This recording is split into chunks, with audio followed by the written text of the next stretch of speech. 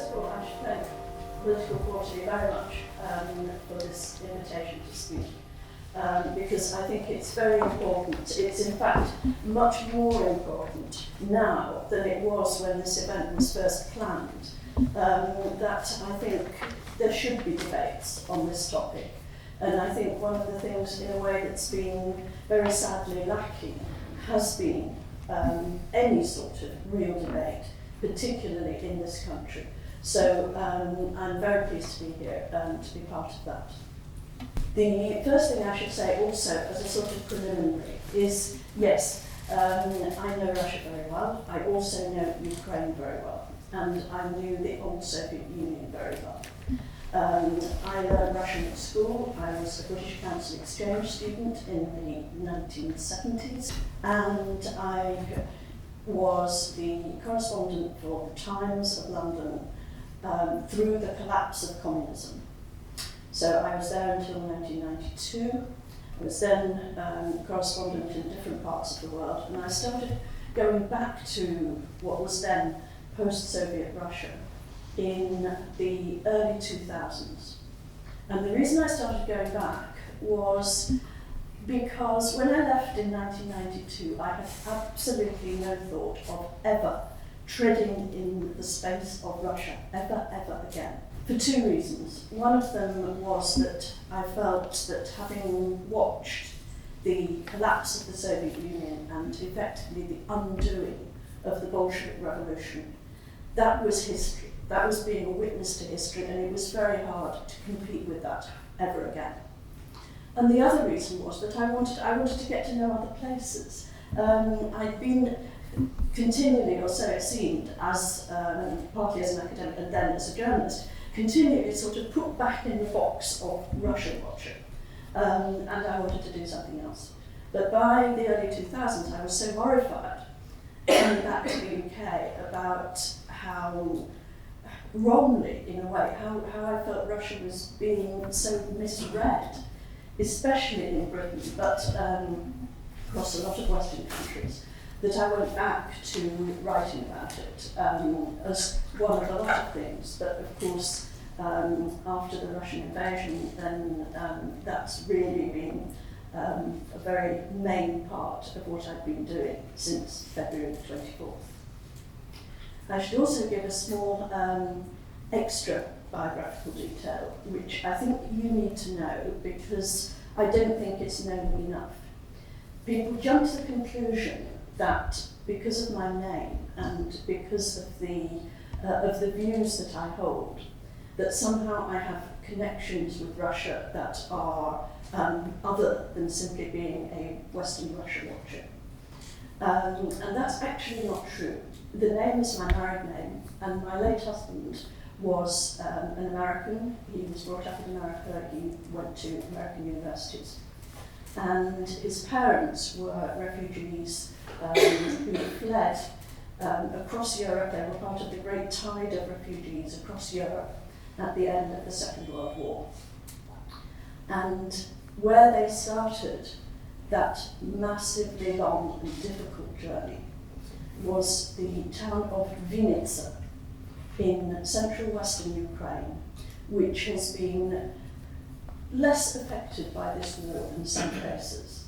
But both my husband's parents were born before the Bolshevik Revolution, and their original identity papers identified them as subjects of the Russian Empire. And they thought of themselves as Russians, Russians from the bourgeoisie, from the intelligentsia. And they thought of themselves that way till their dying day, which to me is interesting because in fact it wasn't until I started going to Ukraine in the late 1980s that really they said anything about their origins being in Ukraine. They regarded themselves as Russians. And I think there are a lot of people of a certain generation now dying out, not just the Russian speakers in the east of Ukraine, who have this, what they see as their Russian identity. And obviously it's become diluted over the years. Those who went into emigration maybe felt it more strongly than people who stayed and were part of the movement that claimed Ukrainian independence after the collapse of the Soviet Union. But I think it's important for you to know that, because, as I say, a lot of people jump to conclusions about where my views come from. And they do not come from Russia, and they do not come from Ukraine. But that is the sort of connection. So I'm going to start my argument with John this evening with the contention that's been put to us is truth a necessary casualty of Western reporting of the Russian-Ukraine war?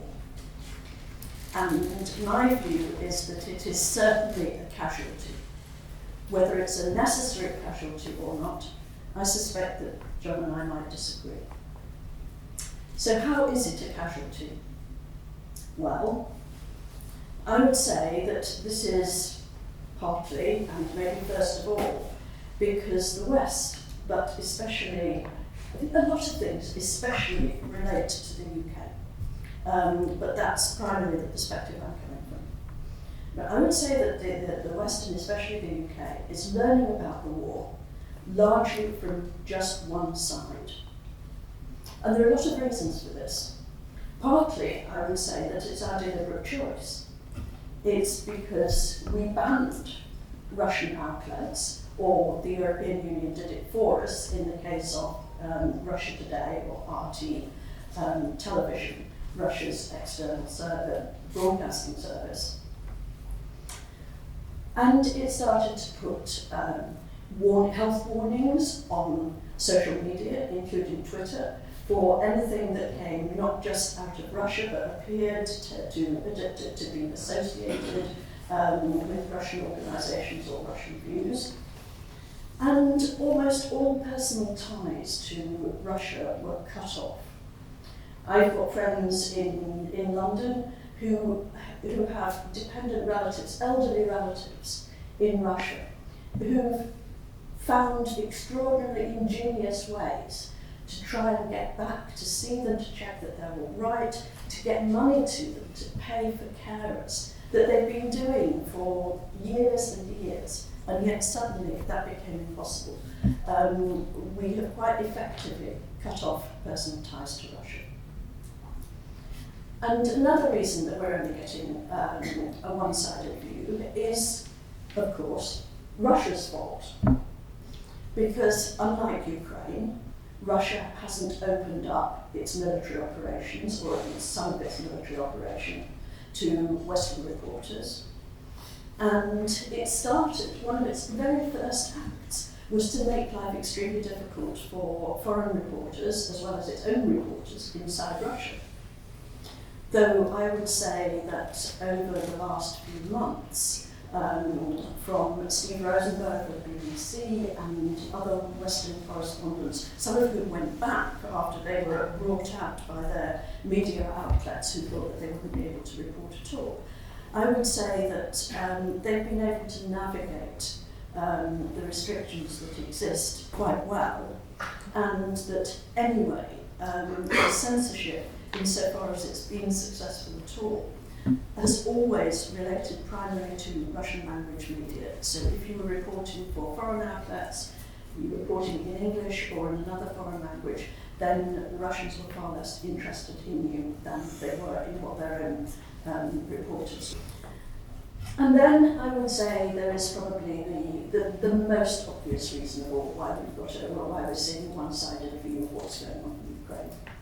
It's because to most people in the West, and I would include myself here, just so that there's no mistake, Ukraine has a moral and legal right on its side. It was invaded. There's no quarrel about that. That's what happened. On the 23rd of February, Ukraine was an integral sovereign state, which is legally and morally how it remains. The 24th of February, Russian forces had come in and were trying to take over Ukraine by force. There's no doubt about that. But that has predisposed everybody who's been dealing with this and reporting on it to take a very sympathetic attitude towards Ukraine, which of course in lots of ways it is completely justified, but it doesn't, in my mind, foster accurate reporting of the war. And an extra reason why we're getting a one-sided view is because Ukraine has done such a fantastic job of presenting its own case. Zelensky has been an appealing and highly skilled frontman who could have been said to have been prepared for his whole life for exactly what he's been doing over the last 9 months. And he's been backed up by a whole generation of young, westernized, educated Ukrainians who have been available at the drop of the hat to talk to foreign media and present their case. Some of them work for the government, a lot of them don't. The ones who work for the government go by this wonderful collective name of the PR Army.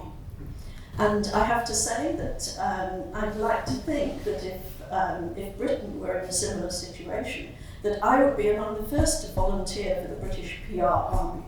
I think that what we journalists do can well be placed at the service of a country which is at war. But I think there is a difference between that and what Western reporters covering the war in Ukraine should be doing. So the second question that I want to answer is truth a necessary casualty of this war? And here I would be much more sceptical. The fact that Ukraine is putting out, quite understandably, its own version of what's going on is absolutely fine. You wouldn't expect a country at war to do anything else. Still less a country involved in what's become a very modern war with modern communications, all of them at Ukraine's disposal. But I feel that this is all too rarely noted by Western reporters, with a few honourable exceptions. And this one-sided, unnecessary one-sided reporting, to me, manifests itself in two ways. One of them is that Ukraine's version is not sufficiently challenged. So accounts that are sourced in Ukraine, even if they come from officials, even if they come from just citizens in vox pops on the street, they're taken completely at face value. And I don't think that should happen. Most recently, I was very interested in the reporting today, for instance, of Alena Zelenska's, the wife of Volodymyr Zelensky, of her appearance in the Houses of Parliament yesterday. And there were several things that she said, which I think are highly questionable, but which obviously she was not taken up on. Even the satirical sketch writers were basically falling at her feet, which is fine, but there are things that need to be questioned. One of them is the very sensitive issue, and the highly emotive issue of the use of rape, either as a weapon of war by the Russian troops, or spontaneously after occupation or as they flee. And about 3 months ago, the head of Ukraine's Parliamentary Commission on Human Rights was sacked from her job doing that.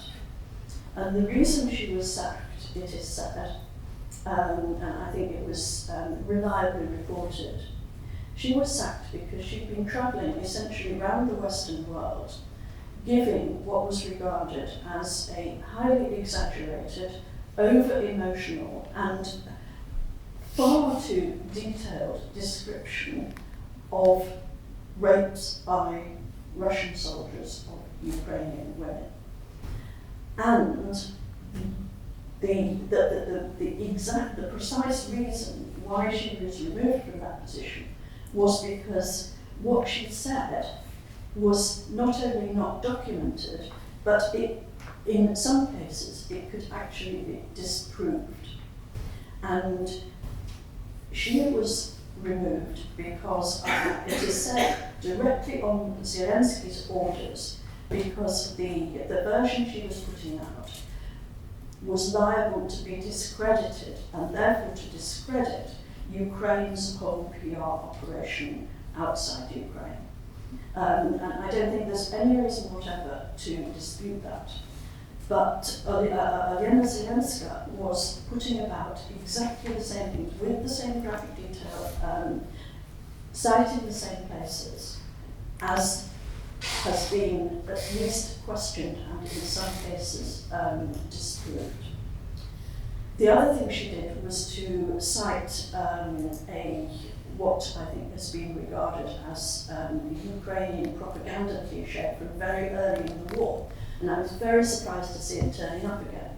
And this is a sort of spoof video that was made of a Ukrainian, of a Russian woman seeing off her husband to the war and saying, "It's absolutely fine by me if you rape Ukrainian women because they deserve it, they're a war, whatever, I'll be proud of you." Now, that has never been found to be genuine. It has been seriously questioned and regarded as, in current parlance, as being fake news, propaganda, disinformation, however you'd like to say it, black propaganda against Russians. But I was very surprised to see that Olyena Zelenska was bringing that up again. And I think that, regrettably, even such a heroic and devoted and generally admirable figure as Zelensky's wife, people need to be challenged on what can be facts, not just opinion and not propaganda. The attacks and the atrocities that are said to have been committed by Russians in the town of Bucha outside Kiev, as the Russians retreated. There are also serious questions about what actually happened there. And yet, Bucha has become a byword for Russian atrocities. You look at Kherson and what is regarded as the victory in the southern near the city of Kherson. Now, yes, it's the Ukrainian victory in the sense that Russia withdrew and Russia retreated, but it's been presented as a military victory, which it wasn't. It's also been, I find, that it's been played down to an extraordinary extent, that the pictures that we all saw all over our televisions in the headlines of the news were that the Ukrainian troops entered Kherson, there was no resistance, and there was singing and dancing in the streets. All of which is true, we saw the pictures. What wasn't said is that within 24 hours, the authorities in Kherson, backed up by the authorities in Kiev, started an evacuation of the city because they found it almost as difficult to supply as the Russians had found it difficult to supply. And they foresaw starvation, deaths from the cold, or civil disturbances because people were already starting to fight each other over the supplies that were being brought in. We haven't seen any of those pictures. We've hardly been told that the city, which was such a heroic victory, is actually in the process of at least a partial, if not complete, evacuation. So I'm just citing a few of the things that I think have been reported either incorrectly or from one side, and things that needed to be challenged and weren't challenged. Something else that I think is not taken seriously is what Russia has been saying. And even when they do try to say something, it's often ignored or it's not reported at all.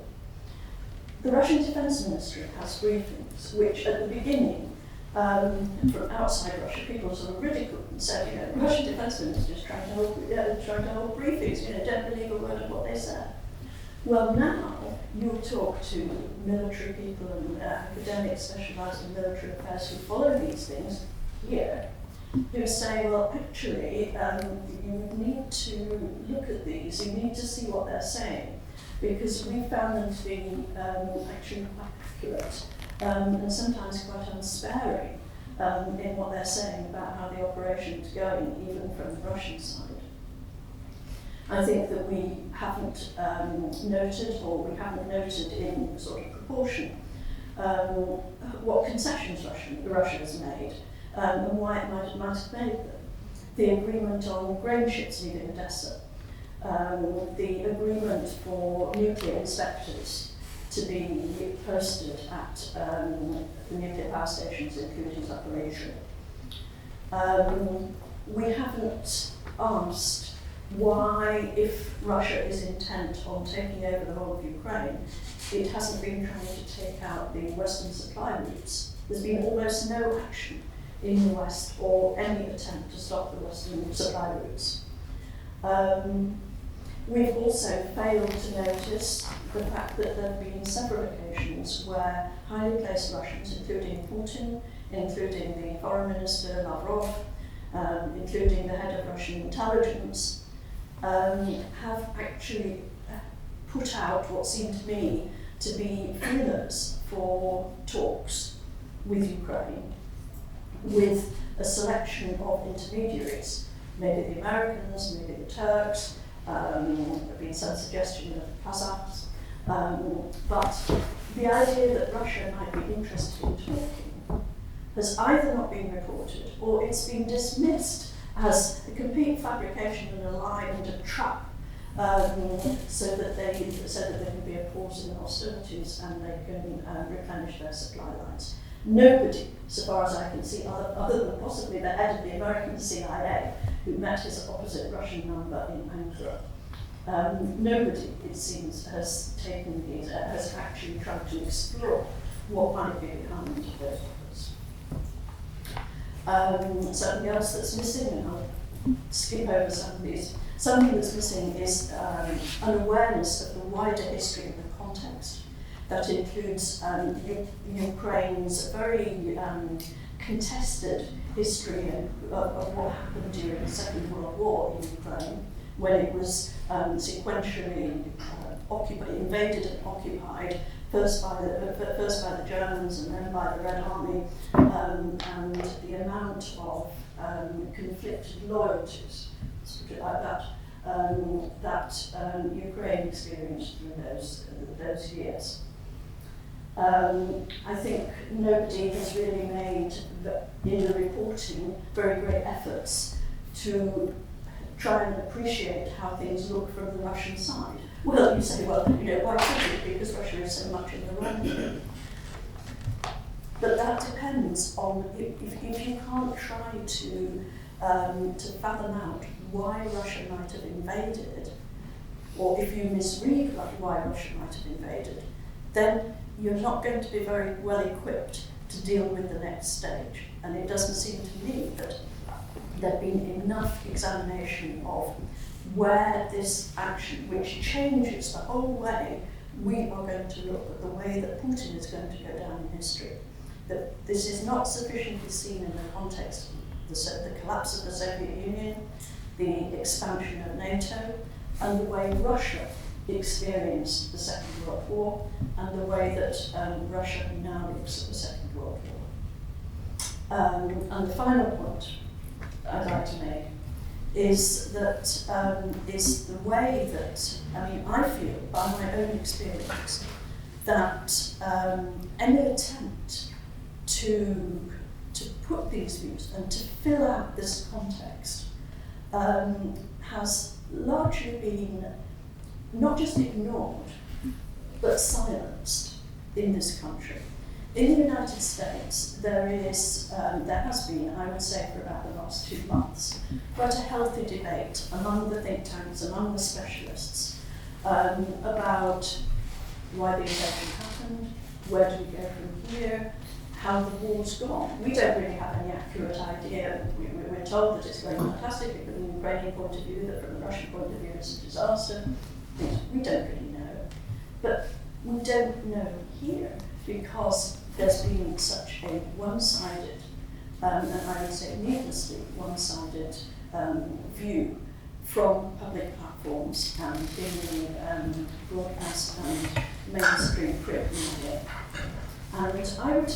And I feel that, in a sense, I've had this experience that at the beginning, in the month after the invasion, it seemed to me there was a real effort by the BBC and by others to try and fathom out what was going on, to ask why, and to solicit different opinions. Very quickly that stopped. A lot of my usual outlets simply stopped taking material from me. I hardly ever get invited to the BBC, except maybe peripheral bits of the BBC. Sky News, I used to do regular interviews for, completely stopped. Monocle Commercial Radio, I was doing my tax returns the other day and I see that I've done nothing for them after the 22nd of February. I get the impression that sometimes invitations get put out, then they get withdrawn, or I'm always presented, often with a surprise opponent. When I'm told I'm going to be interviewed on something or other, suddenly you're told that there's a military man or a sort of known Cold Warrior who's going to be on together. And I just feel that there's this, there has been a very concerted attempt at quite a high level. I know this sounds very conspiracist, but when I look at my experience of being invited and uninvited for interviews and other events, and when I know that people have invited me exactly because they know what views I take, that this appears to be overruled and overruled. So I'll finish by saying that is why I'm particularly pleased to be here today, because I think it's very important that there should be another view, and I think it's very disturbing that those of us who involve different views are finding it so difficult to get them out. So thank you very much.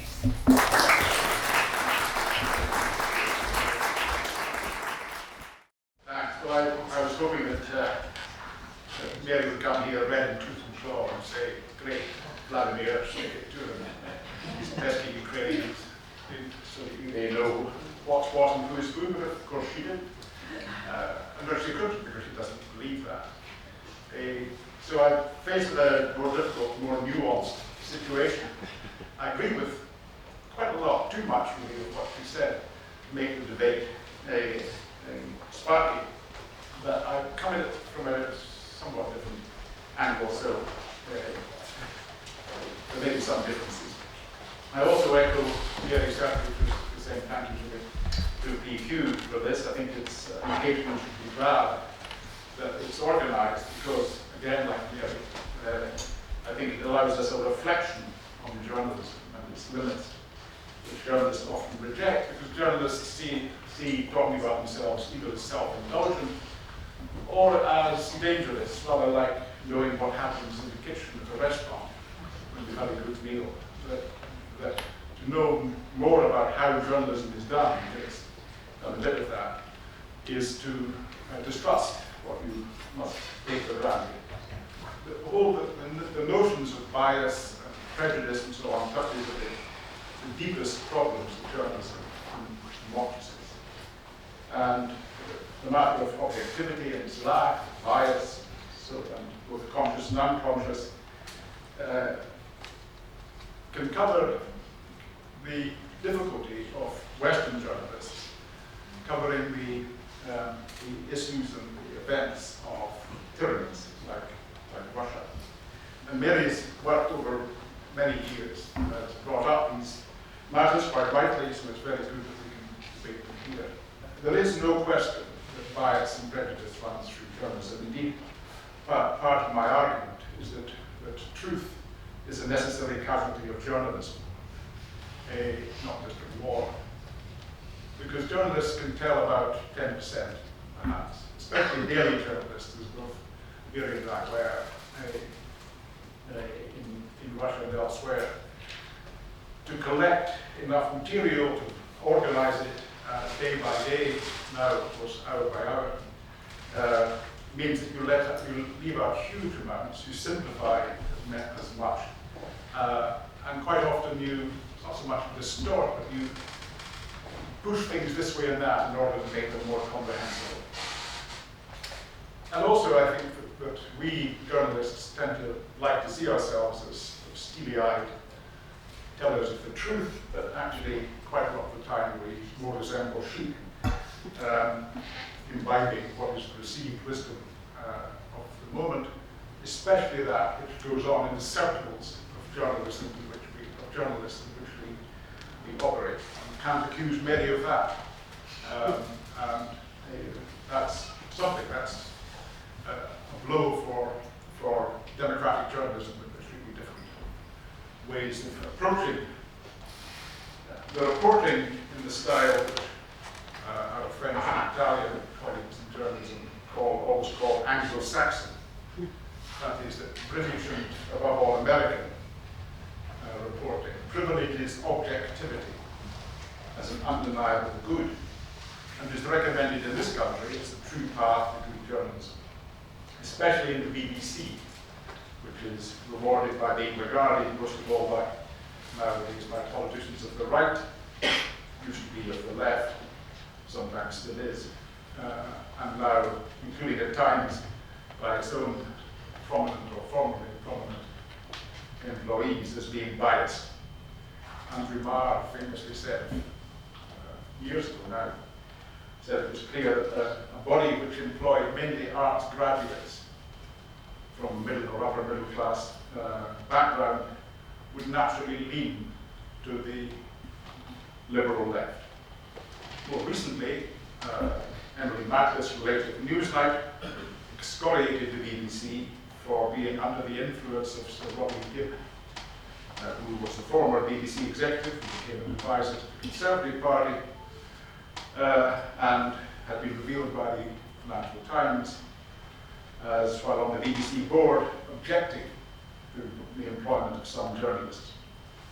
Both Emily Mattlis and Andrew Marr left to go to the private sector where they could air their views and get better paid. I continue to believe that the BBC tries hard and usually succeeds in reporting in good faith, and more, that is broadcasting worldwide. BBC World is of great value, has been for many years and still is in this new hot, cold war. Shouting at the BBC in frustration is better than losing it, and I think that Marr is right, though there's a kind of bias which isn't conscious, and that bears on what I want to say. Mary's contention is that it's long been that the bias against Russia makes the poor reporting, and she's given evidence of that tonight. I'm, in a way, defending that poor reporting. Like her, but not for so long. She's covered Russia and Ukraine, knows it better than I do, and certainly not with such good Russian. I covered the Soviet Union and Russia, and in my case also East Central Europe in the 80s and 90s. I haven't been back to Russia recently, it's not impossible, nor to Ukraine, though I hope to do so in the new year. I wanted to set the context in which this argument fits. And that is that the scholar who's done most to set this context around the issue of reporting and how reporting is done is an American political scientist called Marie-Elise Sarot, who recently, in a recent book, which is called Not 1 Inch Russia and the Making of the Post-Cold War Stalemate, but titled Not 1 Inch, is what the then Secretary of State, the US Secretary of State, James Baker, proposed as a hypothetical bargain to the Soviet leader, then Mikhail Gorbachev, after the fall of the Berlin Wall. That is, if you let your part, that is the communist part of Germany, East Germany, if you let it go, we will move NATO not 1 inch, that was this phrase he used, not 1 inch eastwards towards Russia. Baker went back to report this to his boss then, George H.W. Bush, who reportedly said, the hell with that. And indeed, as the law tells it, the more the US understood the enormity of the Soviet collapse, the more it saw that it could move several inches, not just 1 inch, eastwards, bringing in the former communist and East European, Central European, East Central European states into the democratic world, then it would do so. And it wasn't hard to do so. The leading figures, certainly in Poland and then Czechoslovakia, Václav Havel in Czechoslovakia, Lech Wałęsa in Poland, were deeply convinced, as were others of the new leaders, the pro-democratic leaders, right, that only NATO, only membership of NATO could protect them against a Russia which they believed, in their experience, would revert after the miracle of Gorbachev and the erratic, generally pro-democratic Yeltsin to authoritarianism, as of course has been the case. Several people of distinction warned against NATO expanding, and especially promising membership to Ukraine and to Georgia, both of which wanted it, including the late George Kennan, who had been an ambassador to Russia after the war, and who wrote the well-known long telegram arguing that America had to contain the Soviet Union. This is the time when the Soviet Union, just after the war, and Stalin were much admired. It also includes Henry Kissinger, not a natural dove in foreign affairs, but one whose reading of history predisposed him to think that pushing NATO eastwards would be a severe wound in the Russia side, which had to be both staunched and revenged. Gorbachev did balk at the fact that NATO was inching along east, but accepted it.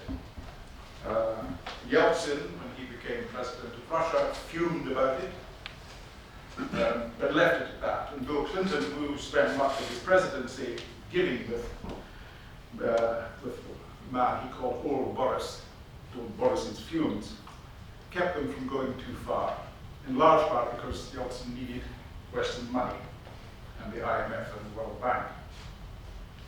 But it did inflame that group, quite large group and growing group in Russia, who hated the fact that the West had been the victor of the Cold War, one of whom turned out to be a KGB lieutenant colonel, Putin, who from his post in Dresden, in Eastern Germany, as the USSR collapsed, tried to find out what he should do as pro-democracy East Germans marched on the Soviet offices, and was told, Moscow is silent. And that, he has said several times afterwards, struck him to the core. On becoming president in 2000, he did try for a bit, how sincerely is difficult to tell, to test how far a pro-Western policy would work for him, even suggesting, as Yeltsin had, that Russia join NATO. At the same time, however, his natural tendency to distrust the West and to demand submission from the businessmen who had grown very rich in the 90s asserted itself. He put one of the richest, indeed the richest, oligarch, Khodorkovsky, no angel, none of them were, in building up his oil empire, put him into jail for a decade for having the effrontery to suggest that the Kremlin could be corrupt. He hated the color revolutions, so-called, in Ukraine and Georgia especially, but also rather at a rather lower level in Moldova, in Kyrgyzstan, Kazakhstan. And these were regarded and advertised as Western plots. You will remember that some years ago now, Alexander Litvinenko, former KGB officer who defected to the UK, was poisoned with polonium in London in 2006. A few Russian agents who were later given seats in the Russian parliament. And the same fate was destined for Sergei Skripal and his daughter, but they just about survived, having touched and ingested in some form Novichok. Didn't kill him, almost did kill a policeman who was investigating it, but he also survived. But by the time of the third presidency, after Putin came back from being prime minister, nominally underneath the president, but actually still running Russia, by the time he came back for his third term, he was in full authoritarian mode.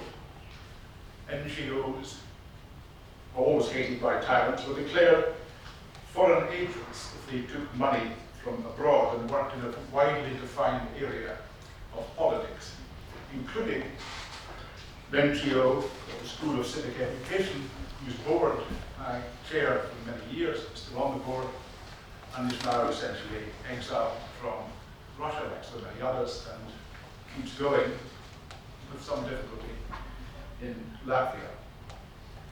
Demonstrations against corruption were broken up, often brutally, demonstrators imprisoned. Alexei Navalny, the most outspoken of anti-Putin dissidents, was harassed for some years and is now imprisoned in a harsh regime camp from which he may or may not emerge. Crimea was seized from Ukraine in 2014, Donbass and Luhansk areas in eastern Ukraine occupied in 2016, and then, as Mary has said, Ukraine was invaded on the 24th of February this year. At the same time, the oppositionist Russian media, which was quite lively, quite diverse, was closed down and now operates only in exile. Though it does operate, and it's still quite lively. Referring to the special military operation, as it was called in Ukraine, could be punishable by, if one said it was a war rather than that, could be punishable by jail, and an exodus of those opposed to the war, increased in size, made larger and more urgent when a call-up of 300,000 men was introduced. At least 1 million people, perhaps double that, have now fled from Russia. Most of the actions that took place in the peripheries of Russia, and some in Russia itself, were represented as Western plots to which a response had to be given, even if reluctantly. Russia was always represented, and is always represented, as the innocent victim. And anyone who questioned this narrative could be jailed. Foreigners' critiques were written off as Russophobia, a word that was used and is used continually by the Russian administration. The government of Ukraine was said to be composed of Nazis, including the Jewish president, which was certainly a first. Putin and his officials, ministers and publicists described the West as in decay, its endorsement of homosexuality, LGBT+, multiculturalism, and female equality. All of these terrible things were deemed to show a West in decay, and Russia, by contrast, as a center of traditional values, including a strong attachment to Christianity, evident in the president, who is worshipped publicly often, with the Patriarch Kirill, photographed quite often by pesky pesky dissident, and the good patriarch wears expensive breguet and other watches. And when his sleeve comes up, he's clipped, and these watches cost $20,000 to $30,000. He's wholly behind Putin in the invasion, referring to him, to Putin, as a miracle in coming to the presidency and saving Russia. The official media lie continually and defame anybody who protests, while the Russian international media, RT and Sputnik, I agree with Mary on this, they should continue to be available, pour out different fantastic stories based on imagination, or whatever is the trope at the moment. To quote Macbeth, nothing is but what is not in this somewhat nightmarish atmosphere. The Russian administration floats on a sea of fabrication. Fabrication about the conduct of the war, the state of Russia, the actions of the West, and much more. So what can be said about that side of the conflict, which is so deep in dishonesty? How can it be reported by Western reporters, or indeed by anybody, but we're talking now about Western reporters? The US media, in a move now widely copied, refers to former President Trump's claim, still made, that he was cheated out of victory, by saying it has no foundation. President Putin's views, not all, as Mary has said, but most of them should be treated in the same way. But his lies are more consequential now than Trump's one, where they are told about a conflict which has already claimed tens of thousands of deaths and will claim many more, perhaps many more tens of thousands as it goes on. So for the moment, at least, it seems bound to do. They're told by one in power, Putin, and ensuring as far as possible, he ensures as far as possible, that they know, people who watch television, read the newspapers, they know only propaganda. So faced with this is one of my main points. It's not surprising that Western reporters come to have a contempt for Russian leadership, to trust nothing that it says.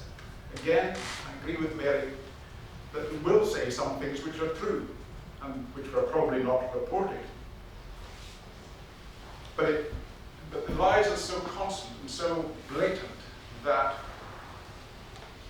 it seems to be, it's unable to credit what might well be true. And thus it leans towards a support for a Ukrainian government which seems to cleave closer to the truth, both when the news is good, as it has been over recent months, and when it is bad, more often now, when Russia, unable to hold the Ukrainian army, now seeks to reduce citizens and cities and towns to cold and hunger through a Ukrainian winter. So isn't then a bias on the part of journalists a natural, even a democratic response? If they witness the results or hear about the results of Russian occupation of towns from which the Russians have pulled out, some of which, again, as Mary says, may have been false, but some of them, many of them, probably, most of them, are probably true. They leave a legacy of violated women and shot civilians.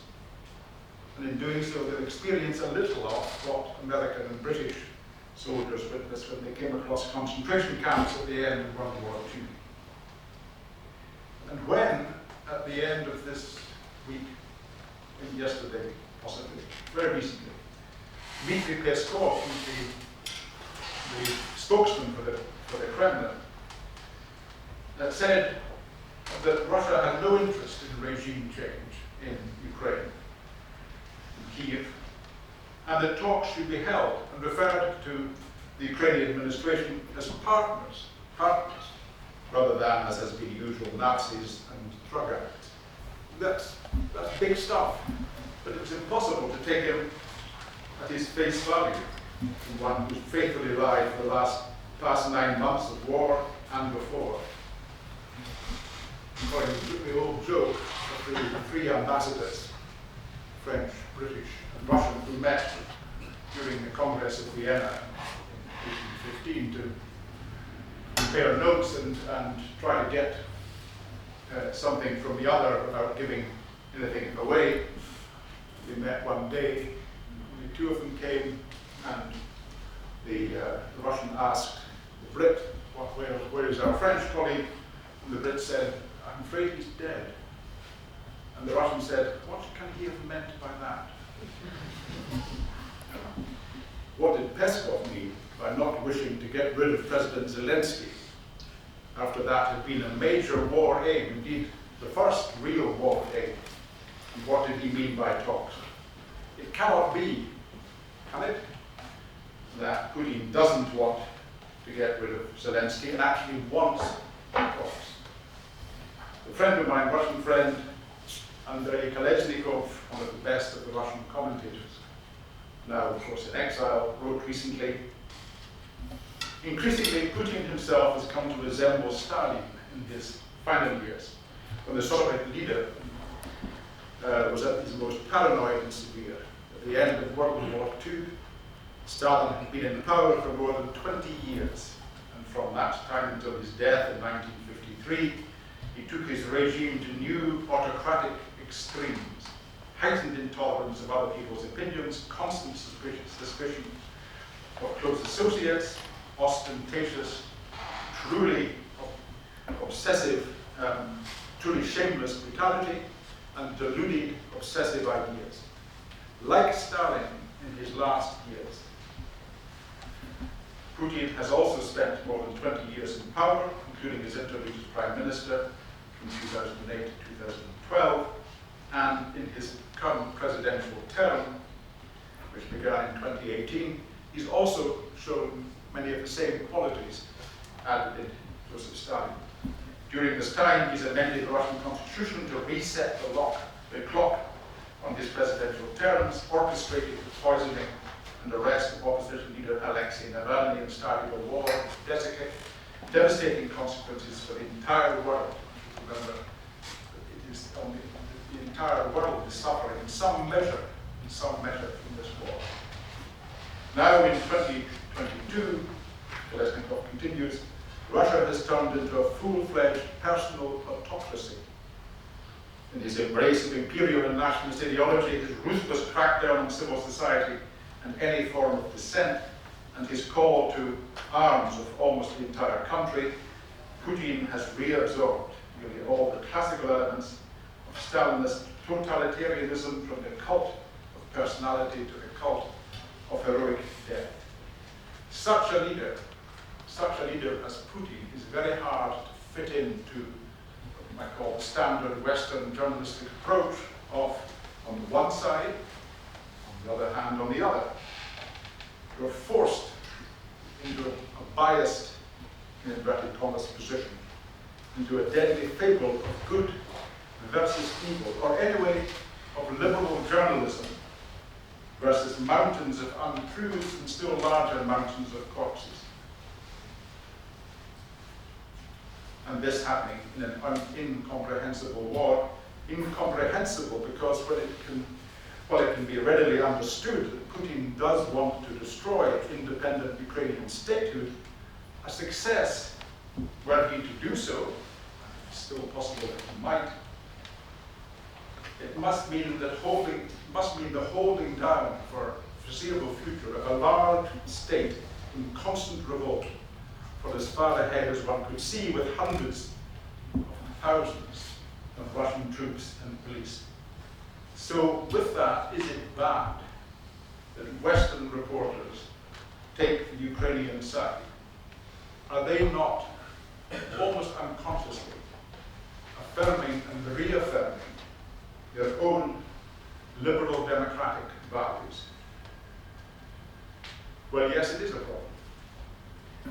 Not, I think, unlike Mary, a huge one, the reasons I've tried to give, but because we should try to make room, even give occasional prominence to the arguments that NATO was provocative This goes back to what I was saying earlier, to what Mary Elise Roth has written, and what many people, like Professor John Mearsheimer in the United States, Stephen Walt, his colleague, write about constantly, the argument that NATO was provocative, that any Russian ruler, whoever he might be, would be neuralgic about, again, in inverted commas, losing Ukraine. Ukraine is an independent and would be sovereign state, but countries do get touchy about neighbours going their own way, as the United Kingdom did in Ireland in the 1920s, and it tried a doomed endeavour to stamp out the independence movement.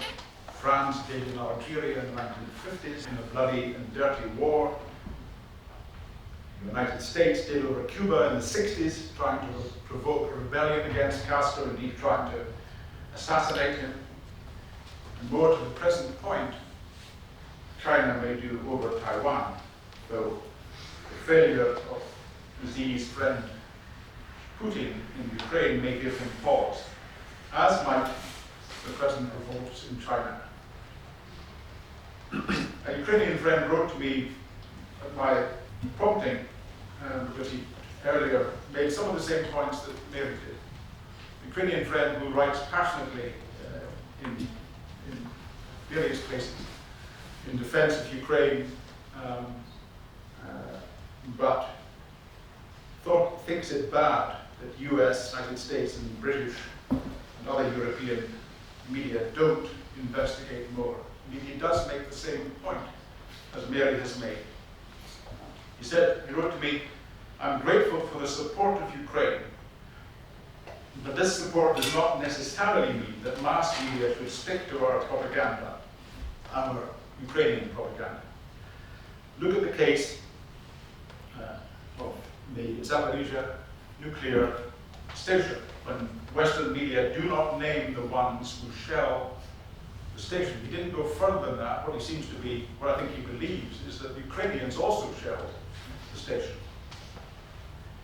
He went on to say, "Ukrainians, like many other post-Soviets, got used to the situation when we could rely on Western media reports to know what is happening in our country. However, today, the Western reports on the war situation and the socio-political situation in Ukraine now resemble the government-controlled information, so there is a decrease in trust to and respect for Western mass media." That's a very important point. If Ukrainian citizens, especially thoughtful ones, are thinking that the stuff we're getting from the West, from the BBC and other outlets, actually doesn't tell the truth that we know happens. That we know that, for example, and as many people now think that President Zelensky has become too authoritarian, that there's still a huge corruption, including in the armed forces, and so on. These things people know about or have heard about, but are not reported in the West, and certainly aren't reported in the official outlets, then trust begins to disappear. So our reporting, which leaves out the warts and all, then becomes self-defeating. If that is so, then Mary has more than a point. I don't believe it's as big as she does, but we found ourselves willy-nilly supporting Ukraine. Supporting Ukraine because it lives more, Ukraine lives more in our frame of journalistic reference, and Russia doesn't. For the reasons I've given, that Russia has been much, much more self-defeating because it's told so many terrible lies over the course of the last year, before that too, but about the war. So much stuff that can't possibly be true, that what we're left with is a journalistic core of people who, though they may well, or they should well, report things which are not being reported properly now, nevertheless fall back on either consciously or unconsciously, the belief that you cannot believe a thing that the Russians say. And that's certainly the Russians' fault. There is a large price to pay for that. Although, as I say, I think the price is smaller than Mary does. Thank you.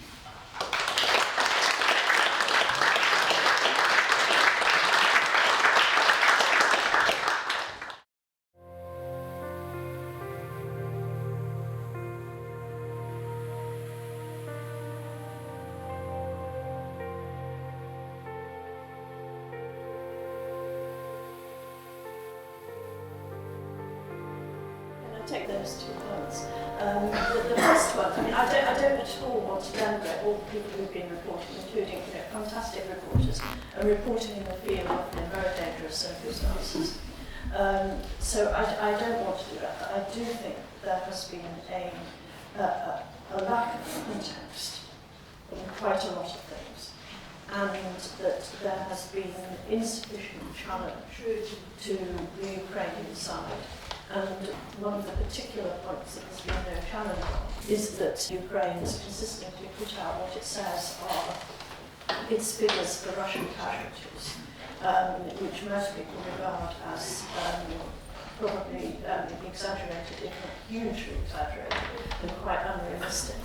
But it has never put out figures for its own casualties or losses, and it regards that as state secret information.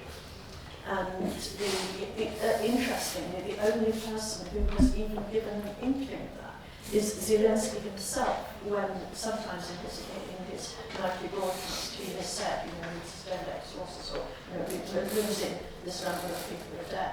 That's the only place that these figures are coming from. So yes, there's been some fantastic reporting, but in some, I have qualms about it. On the disinformation, we could be here till tomorrow morning. I have to say that I am deeply sceptical about what I regard as the massive, lavishly funded, Western-inspired disinformation industry. And I really question whether the influence that you are saying, this sort of mass scattergun Twitter feeds that came in within hours of the invasion, are having such a decisive effect on. I think it's quite insulting to those journalists to suggest that sort of thing is what is influencing them. Because I would actually say that it's not just them, it's their fellow countrymen. Most of their fellow countrymen aren't on Twitter, most of their fellow countrymen aren't. Their view, insofar as I understand it, is that this is a Western war. And it's nothing to do with their countries. And they have complete other concerns, and they've watched Western interventions in Iraq, Libya, Syria under the radar, and they say, well, this is just another one in that pattern. Now, I don't particularly agree with that point, but I don't think that they're being influenced by Twitter troll farms coming from Moscow within hours of the invasion. I think they're influenced by their experience over all these years and what they have seen from the perspective of their countries. And I really do. I really have to say, I think this whole thing about disinformation is just. One fine day, I would love to write about when it starts to die down, say in a couple of years' time, an obituary for the disinformation industry.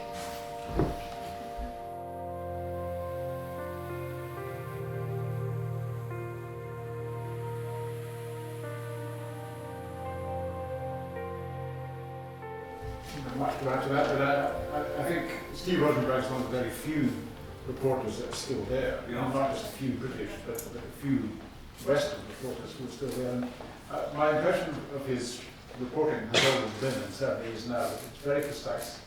It's very much within the BBC tell it straight, but actually comes across as very critical. It's critical because there's much to criticize, and that an objective view of what's happening in Russia would naturally strike the listener as something which, as Russian policy and Russian actions, as being very often both duplicitous and sometimes just generally awful. So that he remains there, I think, is to Mary's point a bit. Perhaps they should be congratulated for allowing him to remain. He's a very experienced reporter, has been there for a long time. And perhaps they wish to reap some kind of benefit from saying, well, there's Steve Rosenberg, the chief reporter in Russia of the BBC, and he remains here, and we let him say what he wants to say, as I guess they do. I think you're right that they do. I guess you're right that they do miss a trick by not massaging the reporters that are left. But if you're reporting from the West, partly from what I was saying earlier, that there's a quite reasonable bias against a regime that lies so wildly and so often as the Russian one, there's not much massaging that can be effective, I think. You've just got to let it go. I've got various things to say about this. When the restrictions were first brought in by the Russians, a lot of Western media operations simply removed their correspondents practically overnight. They said they're not going to be able to report, they're going to be in danger, so they just evacuated everybody. And then gradually, they started to rethink and thought that actually it might be better to have them there or not. And the fact that they weren't there was nothing to do with the Russians, it was to do with the fact that their organisations had brought them out. So some of them went back and some of them didn't. Steve is married to a Russian, so obviously he's got some additional difficulty about leaving or being compromised by the authorities. But something else which is I was surprised about, because I didn't know until quite recently that there has been a sort of pact, obviously between the British and the Russians, and presumably other governments as well, because there are Russian correspondents reporting for the mainstream Russian media from London. They were happily reporting on, for instance, the changes of Prime Minister. They report that they had crews here reporting on the funeral of the Queen. And their correspondents who were based here, except for Russia Today, they basically stayed. And they're sort of quietly carrying on reporting from the UK. And it seems to me there's been a sort of deal that says, your guys can stay in place as long as our guys can stay in place, and that's how we'll play it. And that seems to have been. On your other point, I mean, I absolutely agree. The Russians are their own worst enemies on presenting their case. They are useless, and they've been shown up so badly by Ukraine because Ukraine's done such a brilliant job of presenting its case abroad. And the perpetual complaints I have about the Russians is that they can't even field an ambassador with sufficiently good English to appear on the Today programme or on the 1 o'clock news or on even something like Crossfire and present her case. They have never had an ambassador capable of doing that. They've had a couple of youngish journalists who've occasionally been sort of lionised by London media because they could do that. But there aren't any at the moment, and their English just isn't good enough, and their familiarity with the media context isn't good enough for them to be able to do that, and they've been catastrophically shown up. Can I just come back on one thing? Sorry. I think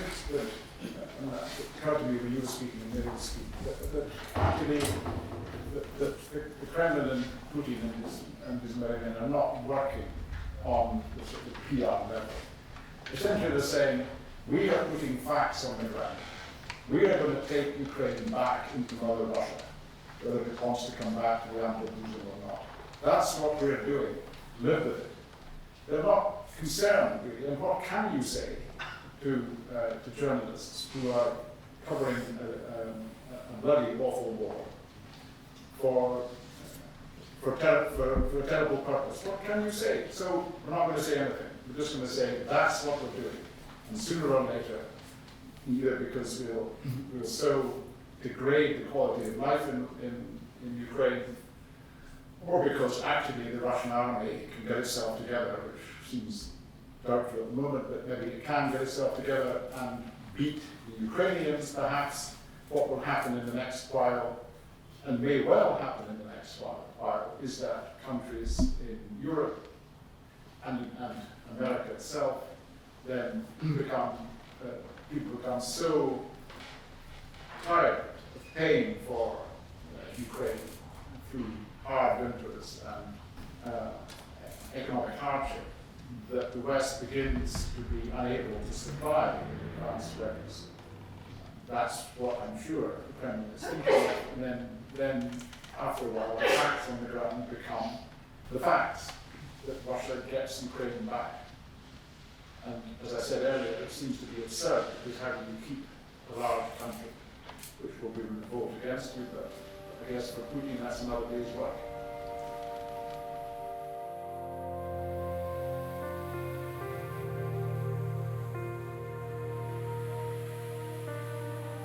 I mean, I think the digital aspect, if we take away my hang-ups about disinformation, I think the digital aspect of this war is absolutely fascinating, and it'll be one of the things that is written about and studied for years to come, like the Ukrainian PR operation, because the idea that you've got people, not just journalists, but citizens and soldiers, essentially reporting from the field in real time with pictures immediately beaming it to them, and on Russians on one and Ukrainians. I mean, I just think it's changed an awful lot, and we may only appreciate afterwards quite how much it's changed, because the Ukrainians on their side have been documenting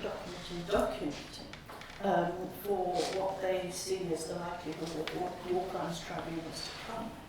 And I was speaking to a lawyer in Nuffield just last week, and she was saying the great problem here is going to be that there's going to be already there is so much material that we could spend decades going through this, and it's going to be a real problem, as well as being one of the most supremely documented wars. I mean, I also take your point. I mean, the two sides are doing different things. Russia has defended the invasion, what it's been doing to its own people, and Ukraine, in a way, has a much easier job, because they're selling the survival of their nation and the future of their nation to their citizens, who are largely volunteering and working with the same zeal to the same end. It's very impressive to watch. But I think that that's, as it were, their cause. Where I slightly part from that is that I think that the UK in particular, and this is partly because of our political leadership, we're basically behaving as combatants without actually being combatants. And so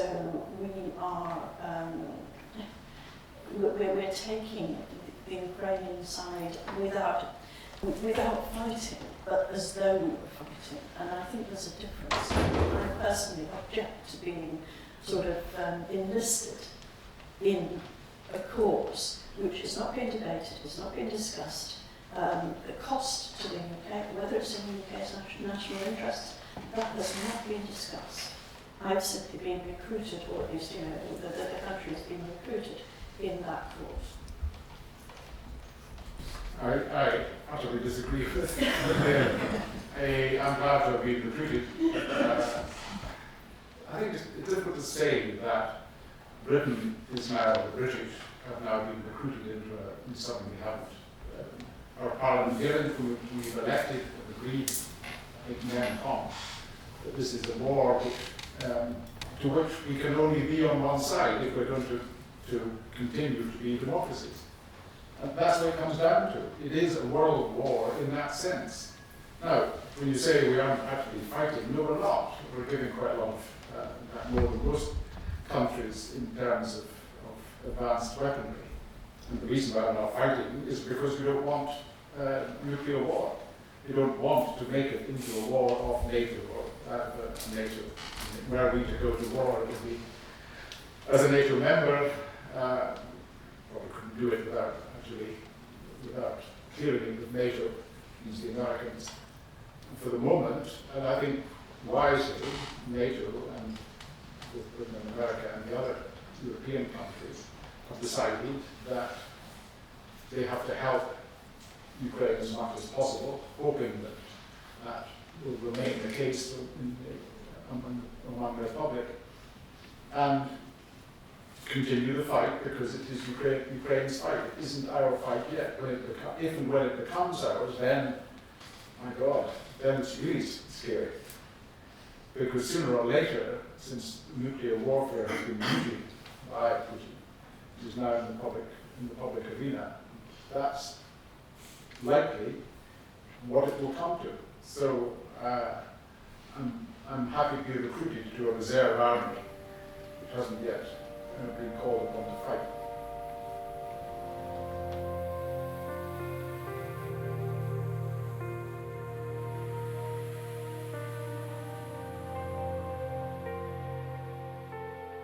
I disagree with you. I disagree with you in your first thing, that Britain doesn't matter. And I want to say, which would be certainly not welcome to this audience, that we owe a debt to the former Prime Minister Boris Johnson, who was the first of the leaders in Europe, indeed the first in the world, to stand up and say, I'm right behind Zelensky. And Zelensky has since said that his enthusiasm, his typically romantic enthusiasm for the Ukrainian cause, has been a great advantage in, as nearly the same, selling what Ukraine is doing. And in that sense, one, that was very useful. Secondly, Britain has pumped not quite as much per capita as Poland has. Poland is the one which has really put huge amounts of material into Ukraine. But it has done a great deal, more than most. Certainly more than Germany, which even now is reluctant to actually engage and send advanced weaponry and money. So we can even get a bit better, as I think Chancellor Scholz begins to see there's no alternative, but that we, Britain, were the first, we can be proud of, even if it was by Boris Johnson. Well, I slightly disagree with that because I think Boris had his own reasons for doing that, and some of them were about him. Some of them were about the romantic ideals, some of them were about the hero Zelensky, that I think Boris hoped he might be that sort of hero in those sort of circumstances. I think that you really want the Russians to invade us? There's a sort of... anyway, I don't think it was necessarily wise. But if we were going to, that's a separate thing. I don't know whether Britain counts or not. But as far as the United States goes, I'm not sure whether either side will actually carry on fueling the war for as long as that, or for maybe even beyond a year. But what I do think is that the West as a whole, the United States and Europe, we are going to be funding and protecting Ukraine for the foreseeable future, and it is going to be a massive cost. There'll be there's the rebuilding, there'll be the supplying of Ukraine if its whole means of survival, its heat, its power, the water is devastated, and we will be responsible for its security. Whether it joins NATO or not, it'll be de facto a NATO protection, which is what it is at the moment. And we, as in the British, the Americans, we could stop this war tomorrow by simply saying we are not going to carry on supplying Ukraine. They will have to talk and they'll have to reach some settlement with Russia, and somebody can broker that to get Ukraine the best deal possible. But if you're looking ahead, you could look ahead 20 years plus, and the cost of what's going on now, if it carries on, will be absolutely enormous. Is that what you want? If we should have another debate. I didn't realise you were sort of through. On that note, we'll do something about organising the other debate. But thank you very much, everybody, for your